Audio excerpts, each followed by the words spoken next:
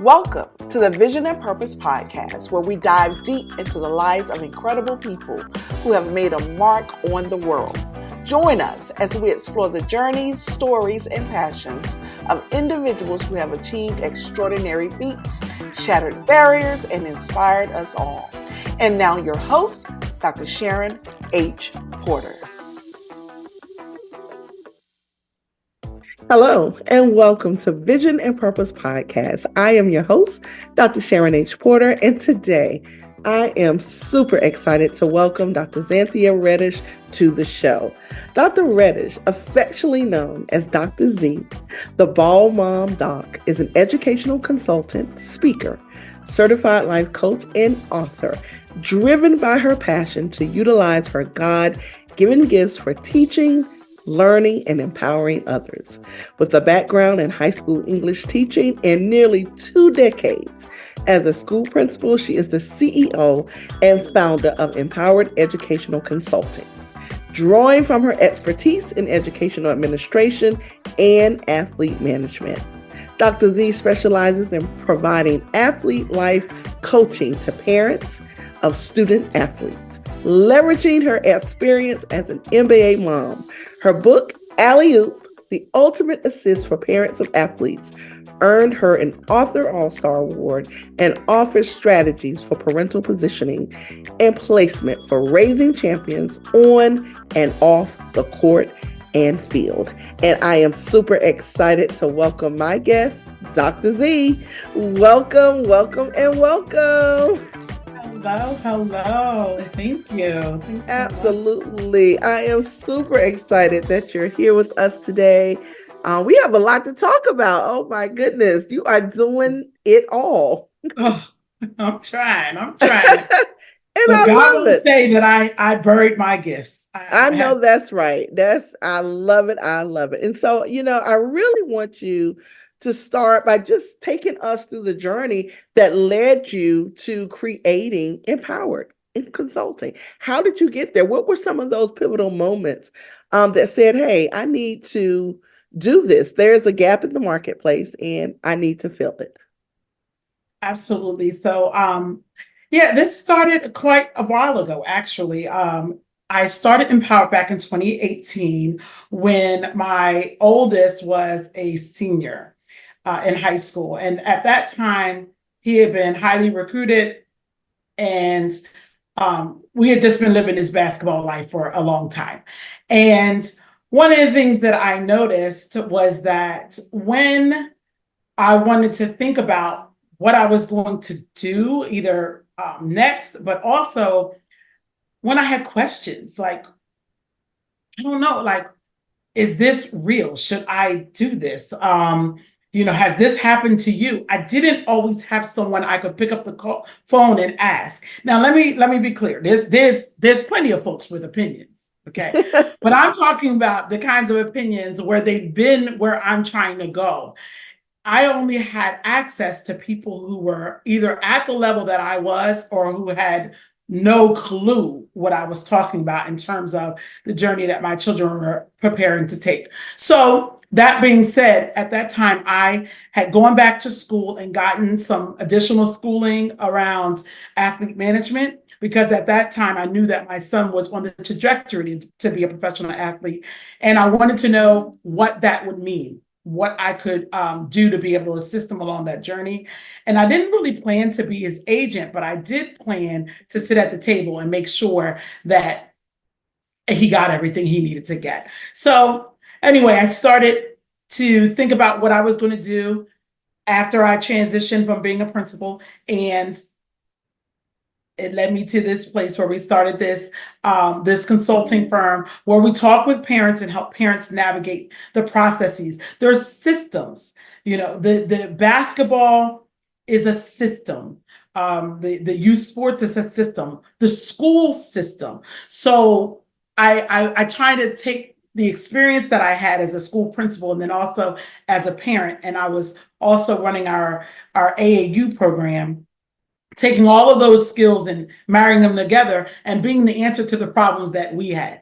My husband and I, as we were going through the process, just, who do you call when you have questions about programming? Who do you call when your child is acting a certain way and you're not really sure what to do, or when you're getting opportunities or calls from people that you haven't been able to vet and don't know who to trust? So we're those people now. I love that, and that speaks to, as I said, seeing a gap in the marketplace and filling it. That's what that's about. And I love that. That's how we create what we want to see. And so, and let me add, so is it only student athletes that look like they're on the trajectory for professional sports?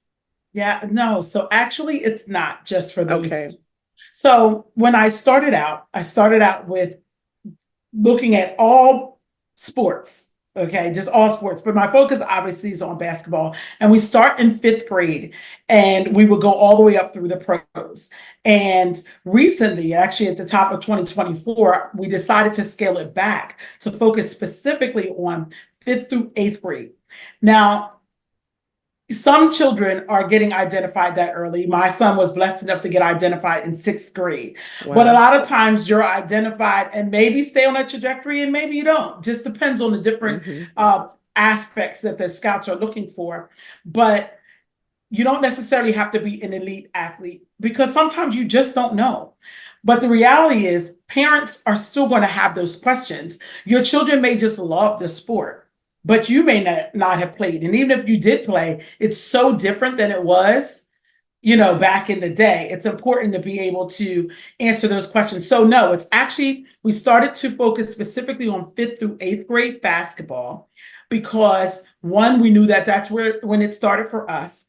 But two, as I mentioned, I have been doing it all the way up through the pros, but most of my clients will come from the high school, more like 11th and 12th grades. Most of them didn't have maybe scholarship opportunities that they were interested in, and they needed my help to be able to help them figure out what they needed to do and then also connect them accordingly. Well, the challenge with that was that sometimes, actually most of the time, the students weren't prepared.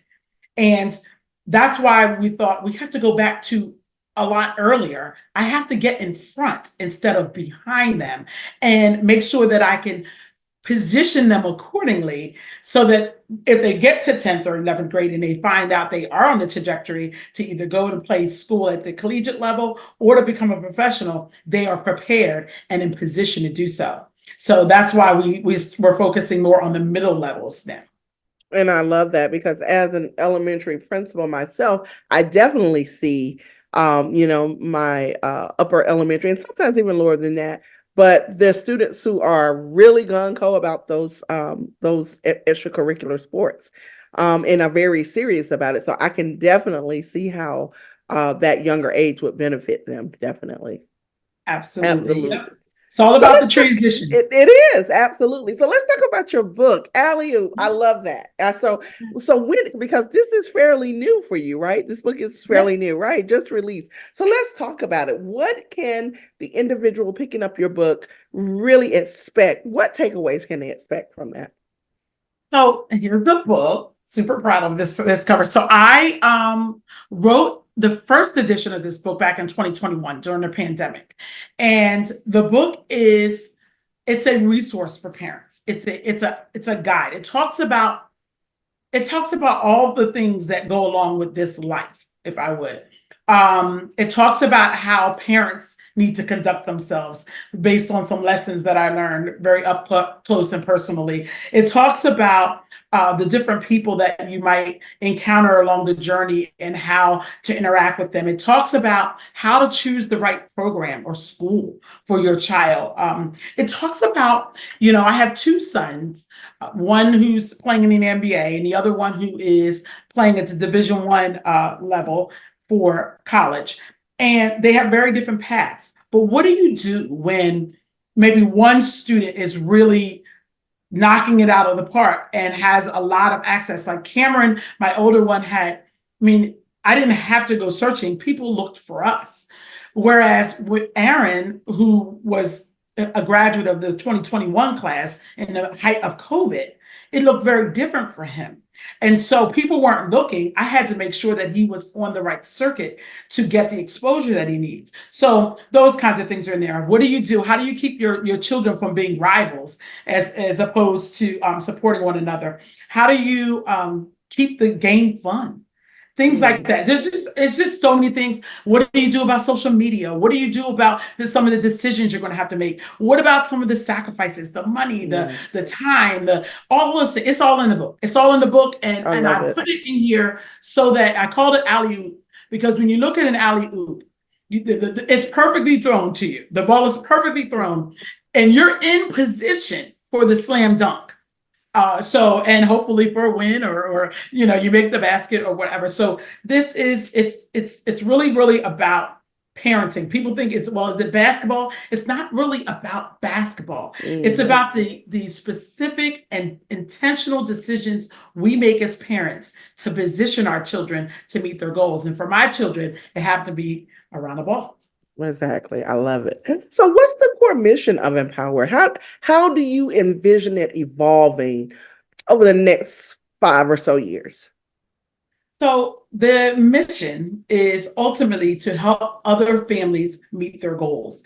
And so we do that with preparation. I'm really everything about Impoweredd is about getting ready. And it's not just to play on my name with the whole red, because, we love our red glasses. Yes. So it's not just that, but it's also just about being ready. If you have the information, when you know better, you can do better. Right. And so my goal is to help families through their transitions. And it's interesting because Impoweredd actually has 3 arms now. It's grown, right? So I have this alley-oop book where I work with our families of athletes and help coach them through their transitions, specifically looking at 5th into 6th, 8th into 9th, and then we can talk about whatever happens after that. But then also there's another arm of the business which works with you and me. I actually now am doing consulting with schools. I offer a program that I've coined called Support, where I go and I provide principal coaching and mentoring to new and novice principals here in the Atlanta area. So that's been amazing as well. So I have a book that goes along with that as well that's coming out. And then there's another arm that deals with women who are in transition. And what I mean by transition is people who are going from one place to another. For me in the book, and there's another book that goes along with that. It's called Adapt Her. In that book, I talk a lot about my transition from being a mom to an empty nester. Woo! It hit me in a way I didn't expect. That's a whole nother podcast. We'll talk about that on another episode, but that was different. So there's that arm that, sometimes women are going maybe a career change, maybe the relationship has changed. Well, I realized that when I went through that season of healing for that, there was a process that I went through, and I documented in this book, and I coach women through those transitions as well. So really, Impoweredd is about helping people transition and grow through life. So with the support of someone else. So I love it. I love that. So as a leader, what are some of your key principles or values that guide your management style? Well, I believe in a few things. One of the most important things for me has been my authenticity. Okay. So I wasn't always comfortable and safe in walking in that. And I learned over the years that was my superpower. And I didn't know it. And it started to really manifest, not just in Impoweredd, but as I go into other settings and as the business has grown, that's the key thing that people come back and talk to me about. It's me showing up as me. And so I want to definitely encourage everyone to be themselves in their leadership. I think that's what helps us connect with our families. That's what helps us connect with our subordinates, our children. And it's what helps us to be able to do our job really effectively. So I believe in showing up as your authentic self. But I also believe in creating a culture of care where it's one of the reasons why I think I had a successful experience in my almost 20 years of being an elementary principal. 20 years. I absolutely loved every day of it. Love little people, but really love being able to make a difference along the way. And I was able to do that by showing up as my authentic self and developing those relationships. And that's kind of the work that I do when I am pushing into schools and providing print support, helping new and novice principals learn how to do that. That's really, I feel like the power is in the people, and that's how we're able to get our work done and able to make a difference. And so really just creating that culture of care, leading with my heart, showing up as myself, I think is what has always made me very successful as a leader. And I pass that along to others to do that as well. Absolutely. So, how do you foster a culture of innovation and even inclusivity within your organization? It's interesting when I think about inclusivity. I was in a fairly my first principalship was in a small school district. I'm sorry, a large school district, but it was urban. And then my second school district, where I spent the majority of my experience, was in a suburban school district that was on the cusp of being urban. So it was, yeah, it was urban suburban. Right. And so we had a changing demographic, we had all kinds of things happening in the district, and people would move to the area into certain apartment complexes and things like that just to have access to our programs.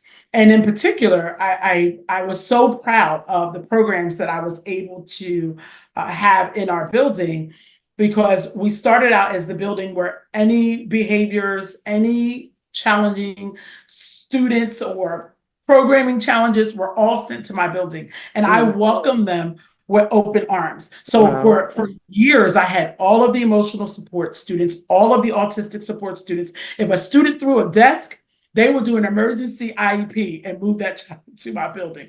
Like, Wow. and so I really had to develop a culture where we really wanted to meet the students where they were and take them where we wanted them to go, where they needed to go. And so we had to have a culture where we welcomed everyone. So inclusivity was extremely important, regardless of who you were, what level you were starting at, what your needs were. We were going to meet you. We're going to meet you where you are and take you where we needed to go. And that has been my philosophy. And it's one of the things like I really pushed through my book and through my trainings, because I was able to earn the support of my staff in that. So I led with my heart. They were not going to break my heart. So they too would make sure that we were meeting those blessings where they were. And we were very, very successful. I had a very blessed time, and actually hated to leave my district. But I transitioned to Atlanta when my son was drafted to the NBA. And I transitioned with him. He was so young. But believe it or not, the district actually created a position so that I could come back and forth. But it just became a little bit too much to do it all. But I tried. I tried to hang on for as long as I could. Yeah. And I applaud you for the years that you put in as a principal, because we know that is not an easy feat. So congratulations on those years served. Thank you. Thank you. Absolutely. So let's talk a little more about professional athletes and some of the biggest challenges that they may face today, especially, and I'm really thinking of that young athlete just drafted, probably, either third or fourth year in college. What are some of the biggest challenges that they face? Well, I would say honestly, the biggest challenges that they face are the things that they don't know, and they're going into a culture that is like none other.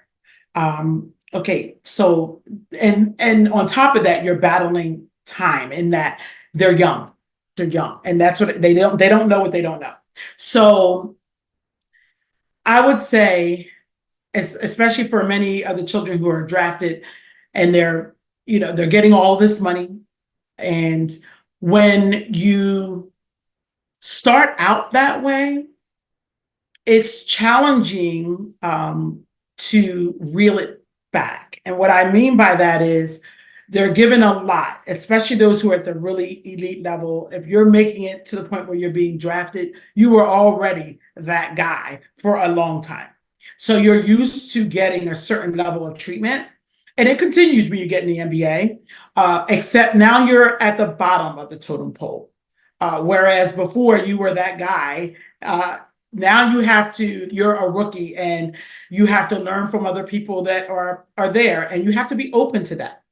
And sometimes it's not really easy. And I know this because I've talked to many, many moms. That's actually why I started a lot of this work. It's hard. You're trying to tame them. They think they know everything because they're 21, 20, 21, 22, 23 years old. They have access to everything. There are zero limits. And if you think about it, I think about the way children develop. We're educators, so we know about child development. And we know that there are certain ages and stages where we expect children to behave a certain way. Well, at that age, those young 20s, they are figuring it out. Most of the time, they're away in college, making all kinds of foolish mistakes and learning sometimes the hard way. But the challenge with being in the league at that time is that you're expected to be an all the way adult, a person who has all of your faculties and makes very informed decisions, and you're constantly under the microscope. So everyone's watching what you do and you don't know what you're doing, but you have to pretend like you do. And in fact, we as parents are struggling with the fact that you think you know what to do, but you actually don't, because only experience can really help you with certain things. And so there are so many challenges trying to navigate that, fighting the time, helping them to understand how to manage their money. And then also for the women, it's a huge transition. It's one of the reasons why the empty nesting situation really hit me in a way I wasn't expecting, because my roles shifted and I don't think I was ready for it to shift. I said, wait, I don't like this. I'm going to get off this ride. And so I had to readjust and relearn some things. And that was a challenge, as many of us face when we're going through different transitions. Absolutely. And, and I can imagine, and you mentioned, at that young age, probably more money than they've seen at once anyway. How big is financial management in what you do? Is that a part of your consulting and coaching for the parents as well as the athlete? So one of the things, first of all, let me answer your first question. How important? Extremely, very, very important, because it's what drives a lot of young people. And now, in fact, I'm doing some work around NIL, the name, image, and likeness. The information has come down around that, and how competitive it is for schools to even get young folks to come to college. And everyone wants something. I was just talking to a coach yesterday, and he was like, everyone wants something, Dr. Z. Like, so we have to make sure that our program is as inviting and enticing as the other program, or we're going to lose the really strong recruits. But it all comes together, and we have to try to teach them about the financial literacy. When there are so many other things they have to focus on, it becomes a real challenge. So one of the things we do at Impoweredd is we help the families not just create the goals. We create goals with them, but we help them to actually implement the goals, because here the actual work toward the goals. Here's the challenge. A lot of times there's a lot of information out there. We're living in the AI age where, you can get information anywhere. Just talk it into Siri or to anything else. The challenge is being able to apply it. And one of the things that we're able to do is we not only help you apply it, we help by connecting you to the resources that you need in your community to meet your goals. So thinking around financial literacy, and this is a big one, we have several partners, affiliates that we've vetted, that we've already gone through the process. So when you have those questions like, well, who do you trust or who do you ask? And I'm not going to say, hey, go to this firm or go do this, but I will be able to give you multiples that you can look at, and you can interview and you can make those determinations. But I've already given you those types of connections. But that financial literacy piece is huge. Unfortunately, there's not a whole bunch done with it, and you can't teach something as an adult that you haven't learned yourself. So a lot of times our kids are coming in, they have way more money than we've ever imagined having. So how can we teach them how to manage that when we never had that kind of money to manage? So that education piece, it's all education. That's why I consider myself an edupreneur, constantly working on the education piece. But the finances, it's huge. It's everything. They have to learn. And when you're in the professional space, you're also learning your new job. So it's hard to keep an eye on both of those things. So prayerfully, and this is some of the things that we work with our families, we make sure that they have folks on their team. They're going to be able to pay close attention to it, because you need people to know that you're looking. And that's important. And that's really important. The circle that's around you has to be tight. So yes. I appreciate that. So what advice would you give to that parent whose child is just now entering the world of professional sports? Well, I would say, honestly, one thing is, I don't know what your faith is, but I absolutely give the same advice that was given to me by Wanda Durant, Kevin Durant's mom. When I first met her, the very first time I met her, I asked her, "Can you give me some advice?" I was so excited. My child's going to Duke and he's going to go into the league. What can you tell me? And she said, "Stay on your face." And I had no idea. I was bright-eyed and bushy-tailed. You could not tell. What could I possibly have to stay on my face about, child? We'll be fine.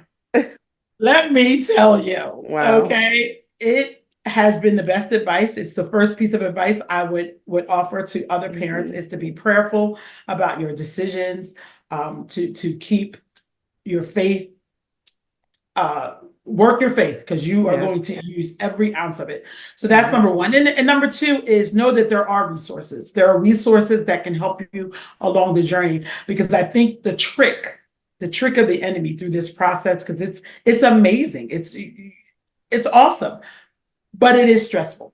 And it's challenging, especially when you don't know what to do. So tap into your resources. The work that I do is more individualized than some of the organizations, but there are organizations for moms, for dads of professional athletes, but also, again, looking to programs like mine, where you can have someone you can call directly to ask those questions. It's everything. So I would say pray, lean on your resources, look into resources.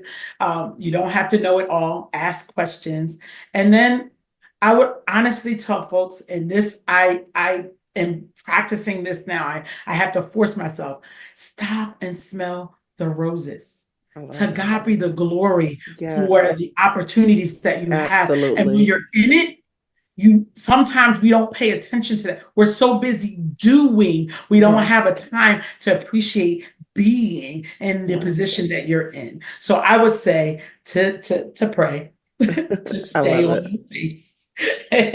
And then just enjoy it. I love it. So how can our viewers and listeners get involved with or support the initiatives of Impoweredd? So I would say reach out to us. You can always email me directly at info@impoweredd. Now, it's spelled a little different now, with the I and 2 Ds, like on my shirt, a little play on my name. So you can reach out that way. I'm Dr. Zanthia Reddish on LinkedIn, and I'm available on Facebook and Instagram. My company is Impoweredd, with an I and 2 Ds, and I'm here. I'm just as approachable as we are right now. I really want to see everyone win. I know what it's like. I've cried the tears. I still cry the tears. Let me be clear. Okay. Right. It's ongoing. Okay. It doesn't just stop, because we're always parenting our children. I'm here to support the women who are going through their transition, and the principals, like all of us principals out there. If you need help doing the work, hey, you don't have to do that by yourself. You got support in me. Exactly. I love it. And how long has your son been in the NBA? So he is now going into his 6th year. Oh, wow. Yeah. Okay. That's amazing. Yes, God is great. Wow. So you definitely have put the work in. And it is. And as with everything, it required a lot of work, a lot of sacrifice, a lot Yes. of prayer, all those things. But it's been working out. Awesome. I love it. I thank you so much for being a part of the show. It's been amazing. And everyone, you can also catch the full feature with Dr. Z in an upcoming issue of a print issue of Vision and Purpose Lifestyle magazine, as well as this wonderful podcast. So thank you so much for being my guest today. Thank you so much for having me. I've enjoyed it immensely. Absolutely. And viewers and listeners, I want to thank you as well. Thank you for joining us on this journey to explore the depths of our guest vision and purpose. Your vision is the compass that guides you through life, and your purpose is the fuel that propels you forward. Keep dreaming, keep believing, and keep pursuing your purpose.